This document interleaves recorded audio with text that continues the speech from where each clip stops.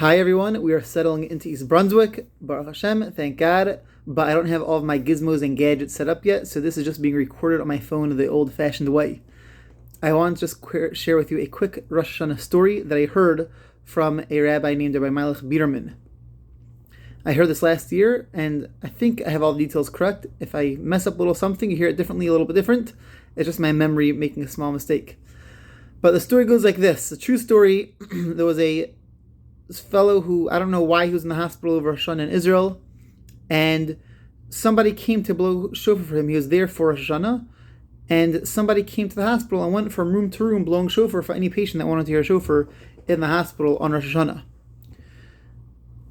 He had a roommate, a former Navy officer from the Israeli Navy, who was a roommate of his in the hospital, and when his roommate wasn't religious at all, didn't even care about hearing shofar, knew, even though he grew up in Israel, he knew very little about it.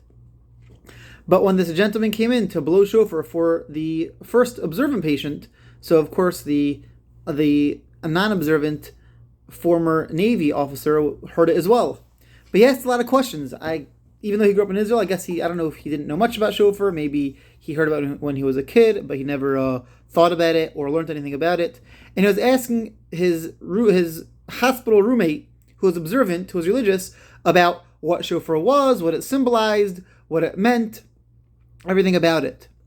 So after they're discussing for a little bit, and the observant patient was telling this former IDF Navy officer about what shofar means, how it's supposed to wake up. It's a wake-up call. We're supposed to think about the magnitude of the day, what the day symbolizes for us, what's going on in heaven, how God's deciding what our year is going to be like. And after a few minutes, this former Navy officer says to his observant roommate, says, "I got it. I know. I now fully understand it." And he said, and so the observant patient says, "What do you mean?" He says, "Let me tell you a story that happened to me." He said, I was in the IDF. When I joined the IVF, I became a Navy officer, and I became very proficient at Morse code. Part of my job in the Navy was to be the radio transmitter or whatever it was, and I became very, very proficient at Morse code. Anyways, I finished my service. I ended up going off like many young Israelis do after they finish the army service, to go on vacation a little bit. I traveled through Asia, eventually made my way back to Israel, and I needed a job. And there was nothing that I was really interested in. Nothing seemed to fit what I was looking for.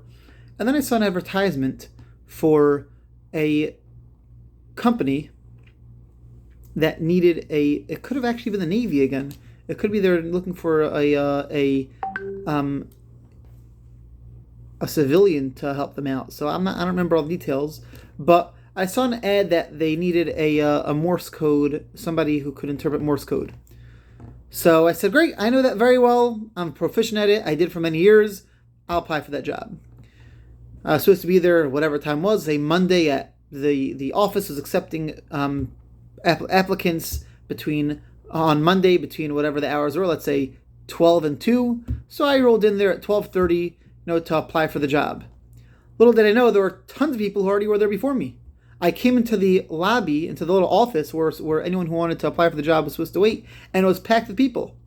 So I went over to the desk. I told them I'm here to apply for the job. She said, "Look, there's a lot of people before you.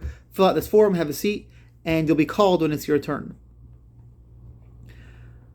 This gentleman fills out the form, sits down. He's wondering to himself. He says, "Oh my, there's 10, 15, 20, 30 people here before me. There's no way I'm getting this job. They'll find somebody before me. I'm going up against so many people. But you know what? I slept all the way over here. I may as well wait till it's my turn to meet with the person doing the interviewing, and I'll, you never know. Okay, I'll wait. Once I'm here, I'll wait around." He sat there waiting, and as he's waiting, he was listening to, they had some background music playing in the office. He said, "I got up and I went over to the front desk, and I said to the lady at the front desk, I said, 'That's it. I see everybody's going to the office over there on the side. I'm not waiting anymore. I'm going in and I'm speaking to the interviewer right away.'" She said, "No, you can't do that. You got to wait in line. There were 20 people here before you. You can't just go cut the line." He says, "Nope, I don't care. I'm going in. That's it." He walks over to the door. He knocks on the door. He opens it up. He says, "I'm here to be interviewed.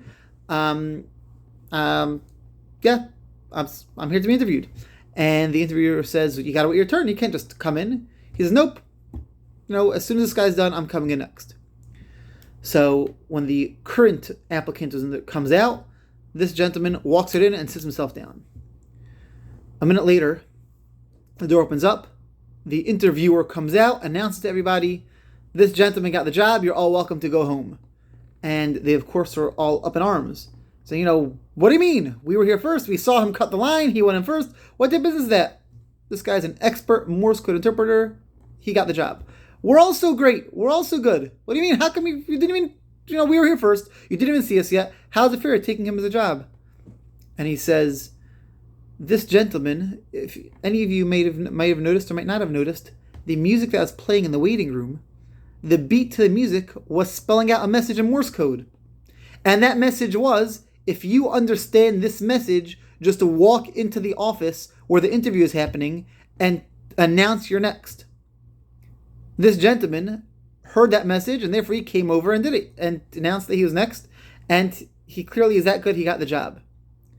So most of the people that were interviewing, that came to apply, they realized they did not pick up on that message at all. They didn't, they didn't come anywhere close to the level of fluency in Morse code that this gentleman had. They just said, "All right, you're right. He's definitely way better than us," and he left. But there were 2 or 3 or 4 applicants that stuck around and said, "Wait a second. We also heard that message." So he said, "If you heard the message," said the interviewer, "why didn't you come into the office?" They said, "Oh, we looked around. We saw nobody else was coming into the office, so we didn't come in. But we heard the message. We heard that message also. We also heard that Morse code, the beat playing out that Morse code message." So the interviewer said to them, "The person we're looking for this job is somebody that does what he's instructed to do, what he knows is the right thing to do, not what he sees other people doing. It's not just enough to hear the message. You have to listen to the message as well." And that's the story that this person who ended up getting the job, this Morse code interpreter, shared with his observant roommate to explain to his observant roommate what the shofar is about. Rosh Hashanah morning, we're all hyped up. Rosh Hashanah is here. We've been building up to this moment for the past month of El. Rosh Hashanah is here. That the high point of Rosh Hashanah, the shofar is about to be blown. And we have a decision to make. Are we going to hear the shofar and move on? Or are we going to listen to the message of the shofar? Are we going to allow it to be a wake-up call for us? Are we going to take that message and inculcate it into our lives and change because of it? Have a wonderful Rosh Hashanah, a sweet new year. And may this year be a year of peace and healing for all of us. Shana Tova, everybody.